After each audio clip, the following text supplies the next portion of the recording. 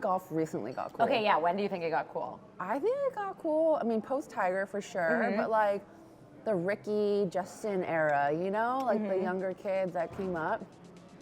I don't think Rory was cool back in the day, like with the hair, and I can't imagine it being cool.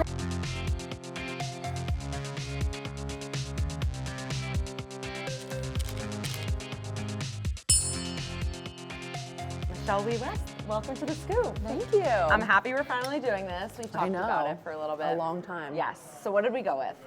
Vanilla with an obnoxious amount of sprinkles. You were just saying you love them. I love sprinkles. First person to ever have a topping on the Scoop. Ooh, that's surprising, actually. Yes. That's surprising. We've had some like boring kind of flavors. Brooks Koepka was good. He had like a very, what was it, fish food or something for Ben & Jerry's. But just want to get to know you a little bit. So how did you become a golfer? My parents play golf, and I'm an only child. And they joined this couples club in Hawaii, and they would like, I noticed they would start like leaving me with their friends. I'm like, what are you doing? I feel like whatever you're doing is a lot cooler than, I feel like I'm missing out. Anyways, I just like begged them to join them. And then they would leave me in the pro shop, which is like funny because that's what you do in the 90s. You never knew that now. No, I didn't know that. I didn't even know like that. Leave me in the pro shop, and I would like fold clothes and like just hang out with the aunties in the pro shop. How old were you? I don't know, probably like 7. Oh my gosh. 5.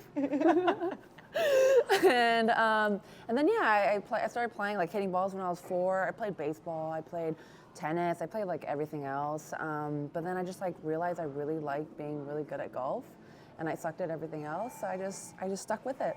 Was there a moment, because your whole childhood, I was like reading all these things, everything's a record, like qualifying for events, winning events. Was there a moment where you're like, oh, I'm like really good at this? I think, I don't know, I was like an extremely cocky child, I think, and I just thought I was really good, probably even before I was good, but I beat my dad at golf when I was 7, and he was a 2 handicap, so I felt pretty good about that, and then just started, I guess, winning every single junior tournament, so yeah. Did you have a favorite, if you look back at like your early childhood, a favorite golf memory from those days? My parents used to bribe me with snacks. Okay. And Snickers, king-size Snicker bar at Olamana was my favorite thing at the golf course that I was at. And I just remember like having good practice and like winning a Snickers bar. It was like totally subjective. Like there wasn't anything like, you know, like that I had to make 10 putts in a row, whatever. I just had to have good practice. And I got a king-size Snickers bar, and I just remember just getting so happy about it and like being so happy on the car ride back home. That was your thing. Who was saying, I was talking to Allison Lee, and she also said she was bribed into playing golf, and then it kind of worked from there as well. You said you like played baseball and stuff.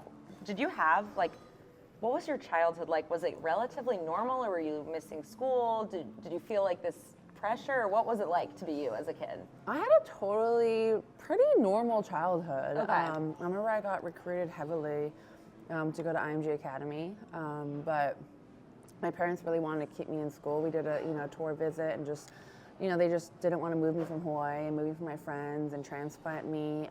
So I feel extremely grateful that even though I was like, breaking records and doing all this crazy stuff, my parents put such a heavy emphasis on me having a normal childhood and like kind of going through, the life as a school student and going to college. So I have to say, like, overall, like, of course, like, I had to miss graduation to play in the LPGA championship. Like, of course I missed a lot of things, but in the overall run, like, still did like Friday night dinners at CPK and all of that, so I'm pretty grateful for it. And you just had like normal schooling through high school, and well, obviously we'll get to your college days and stuff, but did other kids in your like class, did they realize that you were this incredible athlete, or was it kind of just you went to school and it was a different life outside of it? Yeah, I started getting like famous when I was 10. Okay. When I qualified for the national tournament for public links, and that was the year that I changed into a new school. Okay. So it was hard. It was really hard. Yeah. I was like bullied heavily. Really? Yeah, because it's not when you're 10, you don't want to stand out. Right. You don't want to be the kid, the star student. I don't know how it is these days, but back in the late 90s and early 2000s, like, you didn't want to like stand out. Right. And I remember vividly that one of the days, the mayor of Hawaii came to school and presented me with like a Michelle WIE Day. And I was just like, oh no, I'm like this. Yeah, it was not fun. It was not great. But yeah, I went to normal school. I went to school from 7:30 to 3 and only practiced for an hour and a half after school. Oh my gosh. So yeah. All right, yeah. That's so surprising about the bullying. I always picture that like the athletes would be like the coolest people ever at school. But that's young when you're 10. That's not high school that it's But also happening. back in the day, golf was not cool. Right. I feel like golf recently got cool. Okay, yeah. When do you think it got cool? I think it got cool. I mean, post Tiger for sure, but like the Rickie, Justin era, you know, like the younger kids that came up. I don't think Rory was cool back in the day, like with the hair, and I can't imagine it being cool. You see old photos of him, and it's like, oh my gosh, it's such a different look now. The athlete look is so much more in. Tiger wasn't cool in high school. Yeah. I wasn't cool, you know. But I'm not a golfer, but I also wasn't cool. So. Yeah, but I feel like Rickie made it cool. Yeah, you know. Okay, that's fair. Rickie made it cool to be like a young golfer in school and like to play college golf. I don't know. So yes, college. You didn't play at Stanford, but you were already a professional golfer. Why did you decide to go to college, and then what was that experience like? It was kind of a stipulation from my parents to be like, okay, you want to play golf? You want to turn pro? That's fine, but you have to go to college. I was always in the plans. I was like, okay. Like, I always want to go to college too. And I don't know, I felt like a pro while going to high school. So I was like, okay, what's going to be different? I'm doing all of this already. It's how hard can it be? Yeah. It's extremely hard. Yeah. Stanford especially. Yeah. So I just felt like, I knew that Stanford was really the only school that I would sacrifice that and like struggle through to get my diploma. I don't know, at that time because that was my biggest dream. I just didn't feel like any other school like to me meant as much. So if I didn't get into Stanford, honestly, I don't know if I would have gone to college. Okay. I mean, I got into my backup schools, but it was Stanford that I really wanted to go, so I was really excited too. Did you ever live on campus? I lived all 4.5 years on campus. I didn't know this. Tell me about that. Yeah. Like, did you live with someone on the golf team, just random? Like, random. A random roommate. Stanford does Stanford things. So Northern California, very hippie. I was in a co-ed dorm. We had co-ed bathrooms. It was like, I was like, what is happening? And there are a lot of there are Olympians at Stanford. Oh, yeah. Did you find yourself kind of like finding your way to them, or were you kind of made your own friends? Were you hanging out with the golf team? What were you? I didn't hang out with the golf team at all. Really? No, they didn't really like me, to be honest. Because you're better than all of them. I don't know. I think back in the day, the NCAA's was like slightly strange. It was they were so scared of getting suspended or violating some NCAA rule because if a pro practices with the team, then it violates the NCAA. Oh, you couldn't even practice with the team. I didn't know that. So they let me have access to the range, but I have to like figure out what time they were practicing because I had to go at completely different times. And like, let's say I don't know, wagered with one of the people on the team and I ended up buying them a soda. That's when, that was breaking the rules. So they were so scared of that. So I had very little interaction with them. Wow. Well, the cool thing about Stanford is that they don't do athlete dorms at all. Okay. They make sure to put opposite people together. So like a football player will be paired with a CS major, a computer science major. And so I felt like everyone on campus kind of really had a mixed group of friends. So it was awesome. That's great. Are you still in touch with any people from Stanford? Like, were you make friends that you, or do you think you had I guess you had two things going on because you have these LPGA friends and then also. Yeah, I definitely keep in touch with some of my friends for sure. That's great. So I was talking to Nellie, and she's like, coffee is her thing when she's not playing. She's like, she'll find a coffee shop. Do you have like a thing that you would do when you travel, or I don't know, maybe something you do with the girls that you were close with on the road, a favorite memory or something? Yeah, something you did? I love grabbing dinner with my friends. Okay. And I think that was like, for me, I travel with my parents a lot.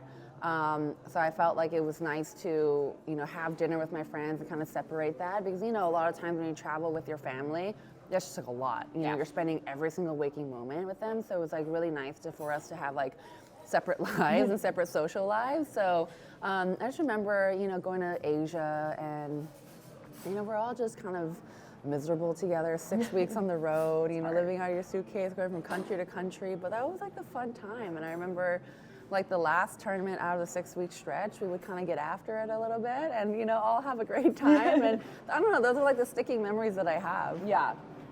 You played in a handful of PGA Tour events. Is there a certain pairing or grouping that will stick out to you as a particularly positive one or favorite? All of them. I mean, they were really nice to me. I remember being on the range, and you know, Ernie Els was my idol growing up. I loved his swing, and I remember he was like, "Oh, do you want to go practice round?" And I was like, yeah. You guys played with him? Yeah. It's so fun. Yeah, I remember I played with I think I played with Retief Goosen, played in a practice round with him. I played with Camilo Villegas his rookie year. So his first PGA Tour event, I played with him at the Sony Open. I think it was 2005 or something. And I always pull up that picture because it's just so funny. Oh my, was that your first, or was just his? It was my second Sony Open, and it was his rookie year. So you had more experience. I had more PGA Tour than he did at that point. Do you remember what you guys shot? He played really well. I didn't play well in 2005, but he did I think he did the Spider-Man. Oh yeah. And I don't know if it was his brother that caddied for him. Maybe it was Manny that caddied for him. But I mean, he was just so nice. And recently caught up with Craig Bowden as well. He was I played with him my first year. So yeah, just so many good memories. I mean, just being on the range with them, being on the putting green with them. I remember watching Vijay Singh hit balls, and that was when he was #1 in the world. And it was just so crazy to see. Yeah, that is really, really cool. So we have the 10-year anniversary of your big win coming up. My first part of this question is, what is the story with Rickie's yardage book? What happened here? So what was cool about Pinehurst is that it was back-to-back, right? Yes. So the men played first and we played second, and that's never happened before. And when we would get to a tournament site on Sunday, you know, he would just putt a little bit, maybe go out, but it's just it would be empty. When you got there on Sunday, it was the final round of the men's US Open, so you can imagine, you know, just bustling. It was crazy, and I knew that this was happening, and I kind of asked him in the beginning of the week, of his week, being hey, can I just have your yardage book afterwards? You know, I just want to see your notes and kind of a cheat guide, and he really took it above and beyond. He took so many notes, being this bunker, you shouldn't be here for this pin. You should be there for that pin, and his system of how he did it, I learned a lot from looking at his yardage book. But he also wrote down every single break that he had on most of the holes, and most of our pin positions were very similar. Wow. Yeah, and on 17, my birdie putt that I made, he actually had the same putt, and wrote down the break. Oh my God. Yeah. That's so cool. Yeah, it was so helpful. And were you guys already friendly at that point? Okay. Yeah. And did you have to give it back to him, or do you still have it? Or I think he asked me to sign it, and I gave it back to him. Yeah. What will be I guess now you're 10 years removed, but when you think back on that week, if there's a moment that kind of sticks out to you, or maybe it all sunk in for you that you had won? Yeah. I mean, I think just coming in, kind of what I was saying, with the energy that I felt coming into it. I mean, usually when you come to a US Open, it's very quiet, there's no one there, and then it slowly starts to amp up as the week goes. There was such a high energy, and then it became quiet. I almost was I rode that Sunday energy all the way through. And, you know, just thinking that Pinehurst was oh my God, so difficult, so difficult, so difficult. And then seeing Martin Keimer just destroy the golf course. I think it was 8 under or something crazy like that for that golf course. So I just gained a lot of confidence watching that, and then seeing the grandstands, how big they were, and then you know, most of them stayed. I just remember just being so lucky to be there and just enjoying every step of it. So I think I just carry that energy from the week before into the next week. Yeah, really cool. So 2023 US Women's Open, most of us who are just average athletes, I walked away, you know, from sports after my last high school basketball game, and that was kind of it. How did you know it was time, and then how did the emotions behind that decision?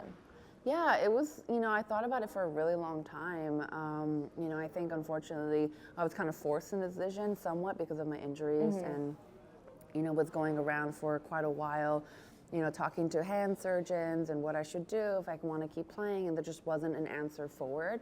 And then obviously having my daughter, and then, you know, my husband has such a busy schedule as well. I just, you know, she was so young that I just didn't want either of us to really sacrifice time with her. So it was just kind of a multitude of things, and, you know, just knowing that I played a really long time. Yeah. you know, of course it was hard to walk away from it, but honestly, like, it was such a, I don't want to say easy decision, but it felt just so right that when I made a decision, I never looked back at it. That's good. I feel like, and it seemed like such a great celebration that week, Yeah. even like with the Nike shoes and the video that the USGA did for you. So, that makes sense. So you have a daughter, and now you're having a son. Yeah. What maybe when they're older do you hope that they take away from your career and from just your presence in golf? Yeah, I mean, I don't want them to feel any pressure of, you know, trying to do anything, but what I hope they take away is just the work ethic, and I just want them to have a passion for something, you know, whether it's in sports or outside of sports, you know, whatever it is you do, I just want them to do it the best of their ability. Awesome. And then my last one is something that I ask everybody. A low of your career, a high, and you can be as specific with a moment, and then something that you learned, like a big lesson. Yeah, I think I've had a lot of lows, a lot of highs, but I think my lows really were, you know, my injuries. I think, you know, just, you know, my wrist, just not figuring it out, and then just like constantly coming back, and then, you know, it's just hard when you're playing through pain because, you know, you start to anticipate it and you start to like really just freak out and then not obviously execute on the shot. So it's just tough mentally. The highs for sure, winning the US Open, I think graduating from Stanford, you know, getting to win in my hometown in Hawaii. There's just a lot, you know, just, but mainly it's just, you know, being able to travel around the world with my family and with my friends on tour, and, you know, such a special memory. Awesome. And then what'd you learn? Something I learned. I learned to start being patient with my body. I think when I was younger, I rushed into a lot of things, rushed into my recovery, and, you know, learned in the long run that that doesn't help. So I think as I'm getting older, I for sure am learning patience somewhat. Yeah. Patience is a virtue. What's that saying? Right? Exactly. Awesome. Well, thank you so much. This was great. Thanks for watching The Scoop. I hope you all enjoyed it. Make sure to hit that subscribe button because we have a lot of fun guests coming your way.